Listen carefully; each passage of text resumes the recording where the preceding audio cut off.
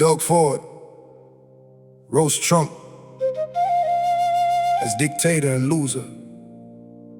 Vows, massive pain on US. Yeah.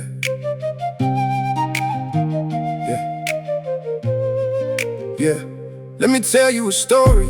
It's Monday morning in Ontario.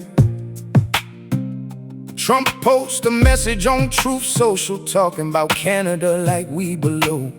Say we entitled, say we don't matter, say America don't need us no more. But Doug Ford heard that message and he walked right through that door. Straight to the radio, straight to Bill Caro, didn't hold nothing back. Said he can kiss my ass, that's the quote, that's a matter of fact. Not a rumor, not a rap line, this really happened, this is real.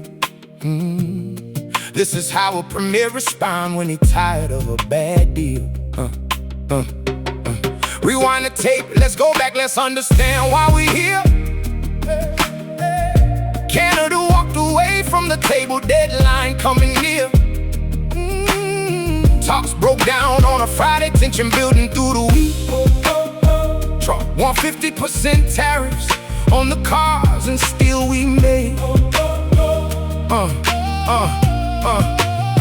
On the trucks, the parts, the auto plants, on the workers and they pay. Said it's coming New Year's Day, that's what the Post did say. Ontario builds them cars, Ontario ship that steel. So when tariffs hit the border, Ontario families feel. Doug Ford didn't wait around, he ain't scared to speak his mind. Went to Hamilton for a presser, laid it out one more time. Said, I don't respond to a dictator, said it plain, said it clear. Compared him to a schoolyard bully, taking things that ain't his there. Take your lunch money one day, take it to the next. That's the picture Ford was painting, that's the honest context. Said this guy's a loser, said it with his chest. Said he got more courage in his baby told than the rest. Now that ain't a personal insult, that's a leader standing tall, defending steel towns, defending auto workers, standing for it all. Ford said we'll use every tool inside the toolbox that we got. Talked about a surcharge, talked about raising up the stakes a lot. Talked about critical minerals, talked about the energy line. Said watch him do some cartwheels when that pressure hits just right. I can't wait.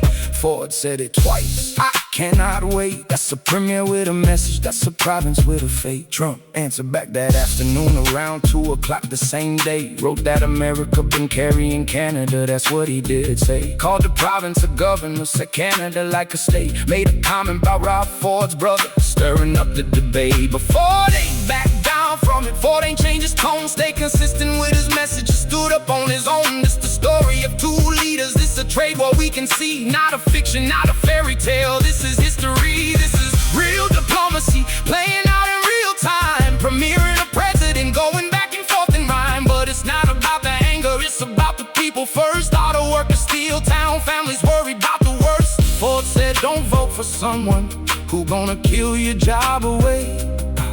Sent a message to the Americans heading into election day. Said Canadians united, said the province gonna stand. Said Carney got the backing, said they moving hand in hand. That's the story, that's the timeline, that's exactly how it went. From a radio interview to a press, a message clearly sent. No dictator gonna talk down, no bully gonna win. Ford said kiss my ass once, then he said it once again. Said he got real estate back there, said it with a grin. Said I'm a big dude, made his stance, made his point sinking. But under all the headlines, under all the noise and heat, real people, real jobs, real families standing on their feet. So when you hear roast Trump as dictator and loser, Vows, massive pain on US. No, it's not a made-up story, no, it's not a guess.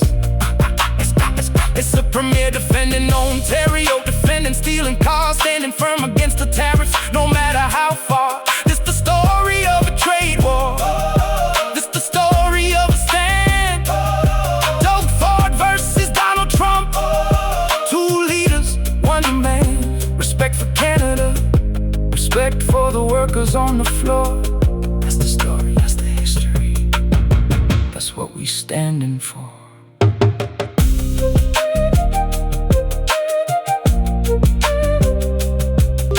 keep building this story, 'cause it's deeper than one day.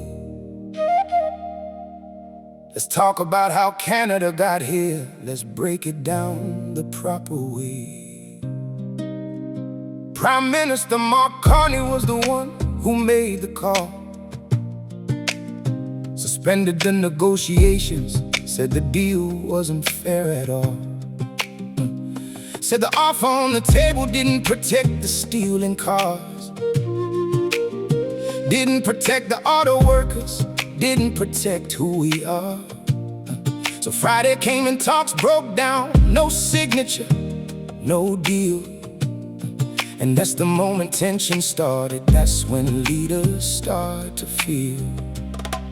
Doug Ford, back the Prime Minister, stood right there beside. Said suspending negotiations was the smart move, was the right guide. Called the proposed agreement bad for steel, bad for the auto trade. Said Ontario workers matter more than any deal that's rushed and made. That's not politics for headlines, that's the province drawing lines. Protecting people's paychecks, protecting families through hard times. While the tariffs loom above them at 50% and rising fast, Ford said we absorb the pressure, but we won't be the last. Now the opposition spoke up too, that's part of the story too. NDP and Liberals in Ontario, they had their message coming through. Said recall the legislature, said take urgent action now. Said talk is only talk until you show the people how. Said Ford talks tough in moments, said we need to see real action.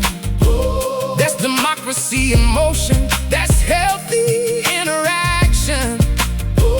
Different voices, same province, all worried about the same thing. Jobs and plants and families, and what tomorrow's gonna bring. Charlie Angus joined the conversation, spoke on unity as well. Talked about Canadians standing together. Had a story he could tell about how provinces from coast to coast were watching what unfold. About how this trade war moment was a chapter yet untold. Not just Ontario in this fight, not just steel and not just cars. Every province feeling pressure, every worker feeling scars. That's the bigger picture forming, that's the Canada-wide view. One province speaking loudest, but the feeling wasn't new. Ford talked about leverage too, talked about what Canada holds. Electricity crossing borders, minerals critical and bold. Said we'll start with smaller measures, said we'll escalate with time. Said we got our own tools ready, said we're drawing our own line. Not reckless, not chaotic, but a measured kind of stance. Said watch how quick the tone changes when we tighten up our hand. That's strategy, not anger, that's a province playing smart. Protecting jobs at every turn, protecting from the start. And through it all, Ford kept one message front and center clear. Said this fight is not for me, it's for the people that live here. For the line worker in Windsor, for the welder in St. Catharines Town. For every family budget that a tariff could bring down. That's why the words got heated, that's why the story spread so wide. Not because of anger only, but because of people's pride. Pride in Ontario steel, pride in Ontario made. Pride in standing firm together when a bad deal came to trade. So the story keeps on writing, this history's still in play. Leaders talking, workers waiting, tariffs looming on the way. But one thing stayed consistent through the noise and through the heat. Doug Ford stood for Ontario, stood for people, stood for feet. On the ground in real communities, not just talking points and lines.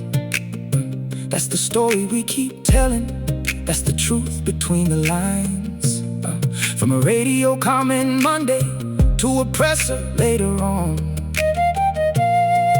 This the story of a province standing firm from dusk to dawn.